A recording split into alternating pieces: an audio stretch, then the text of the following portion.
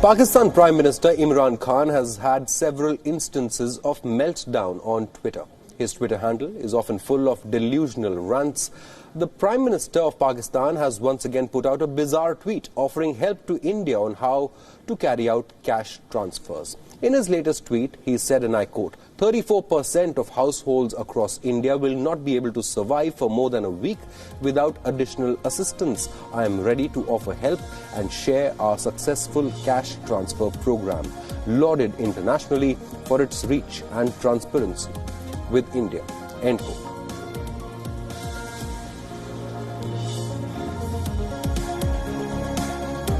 Now, this information was attributed to an article which talks about how Indian households suffer a decrease in monthly income since lockdown was put in place. India has come down heavily on Imran Khan after his bizarre tweet. India gave Khan a befitting reply and said that India's COVID-19 stimulus package is bigger than Pakistan's entire GDP. Listen.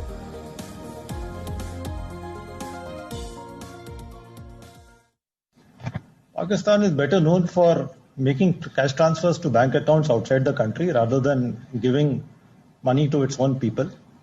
Clearly, Prime Minister Imran Khan needs a better set of advisors and better information. Pakistan would do well to recall that they have a debt problem which covers 90% of the GDP, and they've been asking for debt restructuring. As far as India goes, our stimulus package is as large as the GDP of Pakistan. Before Imran Khan extends a helping hand to India, here's a look at his own country's economy. An article by the same news agency says that Pakistan's industrial and services sectors has witnessed negative growth rates. This has pulled the overall growth rate down to negative 0.38% in the fiscal year 2019-2020. The World Bank estimated that Pakistan's economy would perform even worse than previously estimated. When Imran Khan took over as the Prime Minister of Pakistan, the country's GDP growth was around 5.8%. In 2020, it is 1.9% and is likely to go down even further. When it comes to transparency, one does not have to dig deep to find how Pakistan is reeling under corruption. As of December 2019, Pakistan's public debt was estimated at $40.9 trillion. Now, that amount is 14.1% of the country's GDP. Pakistan owes $5.4 billion to the International Monetary Fund. The situation is so bad that IMF has Pakistan to freeze salaries of government employees. Pakistan launched Ehsaas emergency cash program to provide instant relief to the daily wage workers whose livelihoods have been affected due to this pandemic. But it is not the only country to do so. Bangladesh, for instance, announced a relief package worth $1.7 billion to help farmers struggling due to restrictions imposed during the pandemic.